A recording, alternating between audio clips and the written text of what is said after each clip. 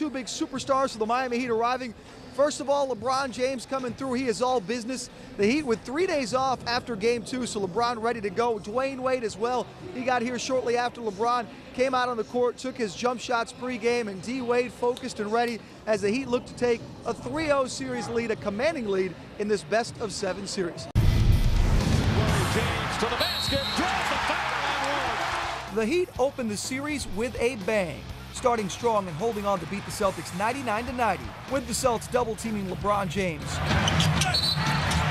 counted and a foul. Dwayne Wade was free to turn in a sensational performance. He scored a game-high 38 points. James Jones knocks down the three. The other star of the game was an unexpected one, James Jones. He nailed 5 of 7 three-point shots on his way to 25 points in a record-setting performance off the bench for the Heat in a playoff game. Ray Allen will try a three. That's good. Boston's big man was Ray Allen, who hit 5 threes of his own on his way to a 25-point game.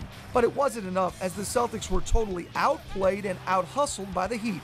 It was a tough, physical battle, the kind you would expect with so much at stake for two teams that don't like each other. Boston's Paul Pierce was ejected after a pair of flagrant fouls. So with the Game 1 under their belts, the Heat were confident, but far from cocky. The series is not won in one game. You got to win 4. So we did what we wanted to do in Game 1, and now we move on to Game 2. Wade thought about 3. In the ground. Oh, with the crossover. In Game 2, the first half belonged to Dwayne Wade once again. He turned in some circus shots and led Miami to a 5-point lead at the break. While the Celtics shot better than in the series opener, they still found themselves trailing as the teams entered the third quarter.